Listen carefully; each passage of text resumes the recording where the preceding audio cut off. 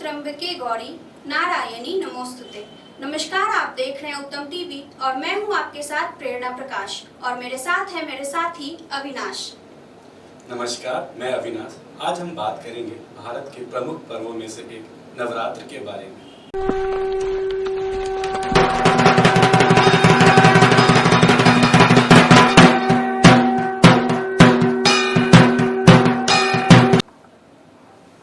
नवरात्र दो ऋतुओं के संधि काल में स्वयं को तराशने और निखारने वाला बेहद विलक्षण और अद्भुत 9 दिवसीय महापर्व है।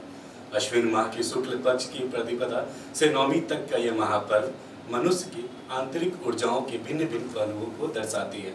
नवरात्रि की बात करते ही लोगों में आंतरिक ऊर्जा उत्पन्न हो जाती है और श्रद्धालु भक्ति भाव में लीन हो जाते हैं। नवरात्रि का अर्थ ही है नवरात्रे। नवरात्रि में हम माँ दुर्गा के 9 स्वरूपों की विधिवत पूजा करते हैं और अंत में दशमी तिथि को विजयदशमी के रूप में मनाते हैं।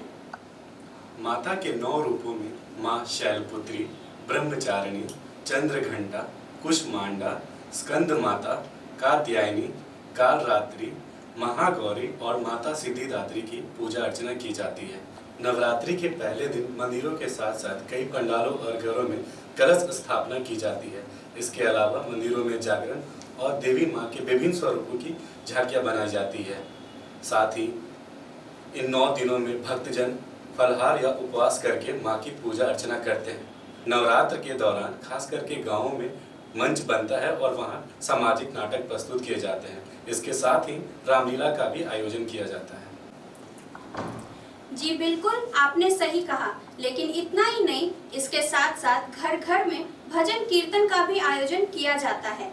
अब अगर हम पौराणिक कथाओं की बात करें तो हिंदू धर्म की मान्यता के अनुसार नवरात्रि को मनाने का कारण यह भी है कि जब माँ दुर्गा ने महिषासुर नामक राक्षस से पूरे 9 दिनों तक युद्ध कर सभी देवी देवताओं और प्राणियों को उसके अत्याचारों से मुक्त कर उसका वध किया। नवरात्र में रामलीला प्रस्तुत करने के पीछे की क्या कहानी है, आप हमारे दर्शकों को बताएं। हाँ अविनाश, मैंने भी कई जगहों पर रामलीला का आयोजन देखा है और दर्शक इससे काफी खुश भी होते हैं। दर्शकों, पौराणिक कथाओं के अनुसार जब रावण ने माता सीता का हरण कर लिया तो श्री राम ने माँ दुर्गा की पूजा अर्चना कर 9 दिनों तक हवन किया, जिसके बाद श्री राम को माँ दुर्गा का आशीर्वाद प्राप्त हुआ और 10वें दिन राम जी द्वारा रावण का वध कर दिया गया। जिसके बाद से हम सभी नवरात्रि के 9 दिन पूरे हो जाने के बाद 10वें दिन दशहरे के रूप में रावण के पुतले को जलाकर बुराई पर अच्छाई की जीत के जश्न के रूप में मनाते हैं। इन 9 दिनों में माँ दुर्गा के विभिन्न स्वरूपों की पूजा की जाती है।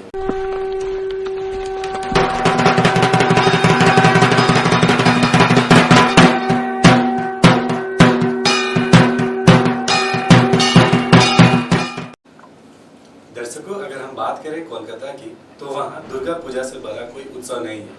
पश्चिम बंगाल में दुर्गा पूजा काफी धूमधाम से मनाया जाता है।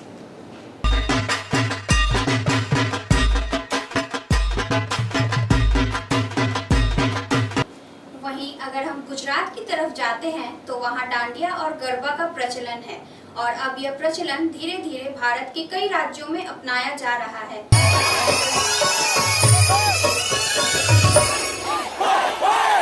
इसके साथ ही अगर हम मिथिला बिहार की बात करें तो यहाँ नवरात्रि के इस मौके पर लोग झिझिया करते हैं।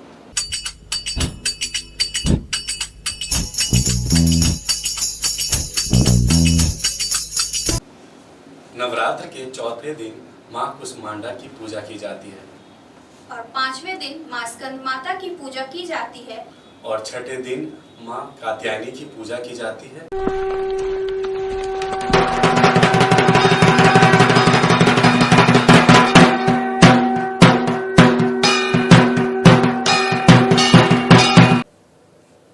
महासप्तमी से महानवमी तक का विशेष महत्व है। भक्तजन बेसब्री से माँ के प्रतिमा का पट खुलने का इंतजार करते हैं और उनका ये इंतजार माँ की प्रतिमा के पट खुलने के साथ ही समाप्त हो जाता है।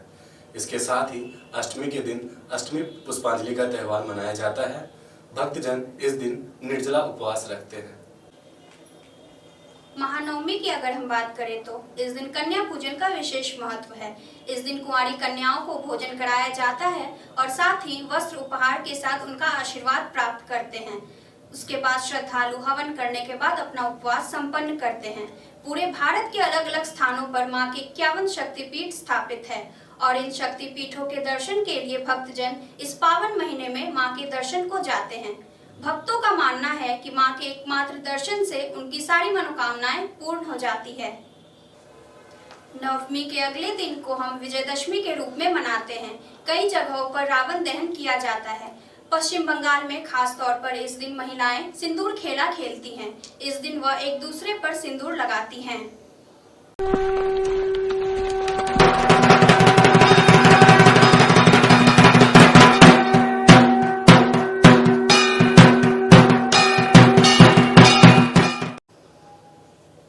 ऐसी मान्यता है कि शक्ति की देवी मां दुर्गा 9 दिनों के लिए धरती पर अपने मायके आती है, इसलिए उन्हें वस्त्र, आहार आदि अर्पित किया जाता है।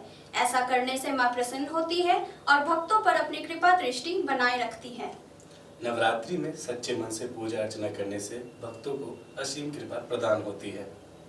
सिर पर मां दुर्गा का हाथ हो, पूरे परिवार में खुशियों का वास हो, घर में सुख समृद्धि का निवास हो, आपके घर में प्रकाश ही प्रकाश हो। मां दुर्गा से विनती है कि आप सभी के जीवन में सुख, समृद्धि और यश प्रदान करें। इसी के साथ ही आप सभी को नवरात्रि की ढेरों शुभकामनाएं।